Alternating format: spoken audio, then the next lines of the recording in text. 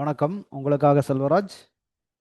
இந்த பதிவு ஒரு பயிற்சி நோக்கத்துக்காக மட்டும் தான் கொடுக்கப்படுது. அதனால தயவுசெய்து இதை ரெக்கமெண்ட் எடுத்துக்காதீங்க. பயிற்சிக்கு மட்டும் பயன்படுத்துங்க. வாங்க சேனலுக்குள்ளே போகலாம். இது நம்மளுடைய யூடியூப் சேனலுங்க. இது வந்து பார்த்தீங்கன்னா நீங்கள் கனெக்ட் பண்ணிட்டீங்கன்னா யூடியூப் சேனலை கனெக்ட் பண்ணிட்டீங்கன்னா சாரி டெலிகிராம் சேனலில் இது கொடுத்துருக்கேன். இது கனெக்ட் பண்ணிட்டீங்கன்னா உங்களுக்கு வந்து நிஃப்டியோட லைவ் அப்டேட்ஸ் கொடுத்துட்ருக்கேன். இது நீங்கள் ஃபாலோ பண்ணிக்க முடியும். இதுவே உங்கள் ட்ரேடிங் கூட நீங்கள் யூஸ் பண்ணிக்கலாம். அதுக்கடுத்து வந்து நீங்கள் பிகினர்ஸாக இருந்தீங்கன்னா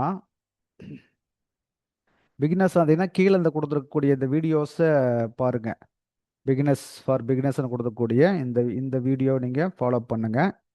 இதுவே வந்து பார்த்தீங்கன்னா உங்களுக்கு நம்மளுடைய கோர் கான்செப்ட் என்ன அப்படின்னு கொடுத்துருப்போம். 14 வீடியோ இருக்குது. பொறுமையாக ஸ்கிப் பண்ணால் பாருங்க. அப்போ உங்களுக்கு அண்டர்ஸ்டாண்ட் ஆகும். பார்த்துட்டிங்கன்னா உங்களுக்கு எளிமையாக வந்து அடுத்தடுத்த அப்டேட்ஸ் வந்து ஒவ்வொன்றா நீங்கள் பார்த்தீங்கன்னா ரொம்ப ஈஸியாக உங்களுக்கு புரிய ஆரம்பிச்சிடும். ஆல்ரெடி ட்ரேடர்ஸாக இருந்தால் இந்த தவறாமல் பார்க்க வேண்டிய பாருங்கள். இதுலேயே வந்து நிறைய விஷயங்க கொடுத்துருப்பேன் நான். உங்களுக்கு நல்லாவே சப்போர்ட் ஆகும். பாருங்கள். ஸ்கிப் பண்ணாமல் பாருங்கள். முழுமையாக பார்த்தீங்கன்னா தான் நான் என்ன சொல்லிக்கிறாங்கிறதாவது உங்களுக்கு புரியும். வாங்க இன்னைக்கு ஸ்டாக்ஸை பார்ப்போம். ஸ்டாக்ஸில் வந்து இன்னைக்கு Reliance and HDFC bank. Reliance என்ன நடந்திருக்குது அப்படின்னு பார்த்தீங்கன்னா ஆல்ரெடி நான் மார்க் பண்ணி வச்ச ஏரியா தான். இன்னைக்கு ஓப்பன் ஆனது வந்து கிட்டத்தட்ட இந்த இடத்துல ஓப்பன் ஆகிருக்குது. ஓப்பன் ஆகி டக்குன்னு கீழே வந்துட்டு மறுபடியும் அப்படியே மார்க்கெட்டு மேலே போய் முடிஞ்சிருக்குது. இன்னைக்கு என்ன ஆப்ஷன் கொடுத்துருக்குது 5 மினிட்ஸில் பார்த்தோம்னா தான் தெரியும் ட்ரேடிங் ஆப்ஷன் கிடைச்சிருக்கா அப்படின்னு சொல்லி நம்ம பார்க்க முடியும். 5 மினிட்ஸில் வந்து பார்த்தீங்கன்னா நல்லாவே கொடுத்துருக்கான்.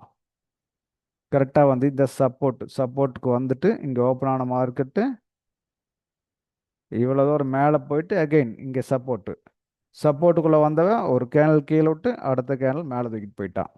இங்கேருந்து போனது எது வரைக்கும் போயிருக்கு? ரெசிஸ்டன்ஸ். பாருங்க, இதை தாண்டி ஒன்றுமே நடக்கிறது இல்லை. மாற்றி மாற்றி இந்த சப்போர்ட் ரெசிஸ்டன்ஸில் தான் ஒர்க் ஆகிட்டு இருக்குது. இந்த சப்போர்ட் எடுத்தோன்னா இங்கே ரெசிஸ்டன்ஸு 5 மினிட்ஸில் ரெசிஸ்டன்ஸ் தெரிஞ்சு இல்லைங்களா? ஆல்ரெடி கீழே வந்து இப்படியே கீழே வந்திருக்கான். இப்போ இது ரெசிஸ்டன்ஸாக இருக்குது. அதே ஏரியாவை டச் பண்ணிட்டு முடிச்சிட்டான். கீழே வந்து மறுபடியும் நியர்பை சப்போர்ட்டுக்கு வந்து மறுபடியும் மேலே போய் அதே ரெசிஸ்டன்ஸை தாண்ட முடியல.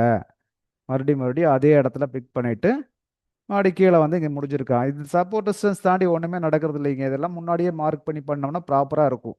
இப்போ பயிற்சி பண்ணத்தான் இது நம்மளுக்கு உள்ள செட் ஆகும்.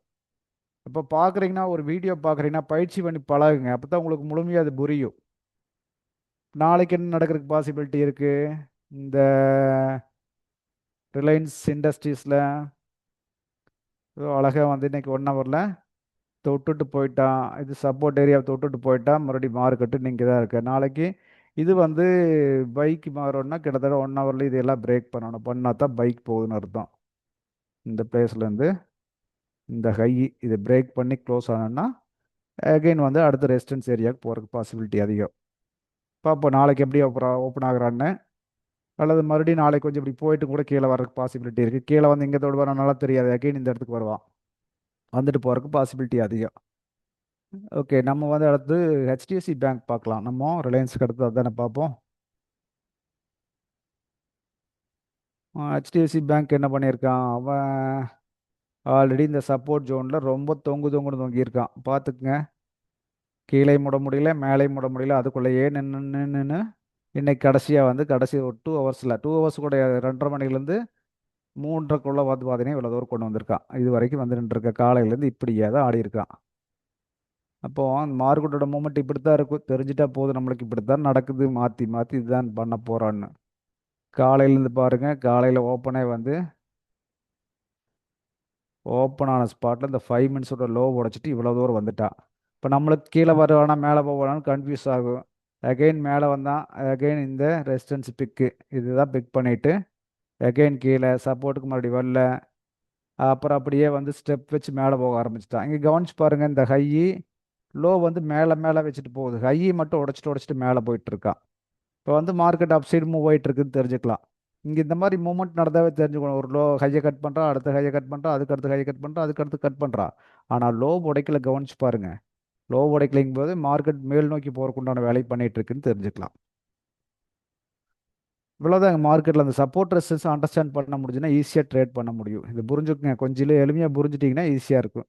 அப்போ இவ்வளவு தூரம் வந்து பார்த்தீங்கன்னா ஒரு கீழேயே வந்துட்டு இருந்த ஒரு மார்க்கெட்டு பாருங்க ஒரு அப்படியே ட்ரெண்ட் போட்டிங்கனாலும் கூட பக்காவாக இருக்கும். வந்துட்டு இந்த மார்க்கெட்டு இப்போ தான் வந்து ட்ரெண்டை மாற்றி நிறுத்திட்டு இருக்கிறான். அந்த ரெசிஸ்டன்ஸ் சாரி இந்த இந்த லைனை ட்ரெண்ட் லைனை பிரேக் பண்ணி முடிச்சிருக்கான் இப்போ தான். இது வரைக்கும் அது பண்ண முடியல.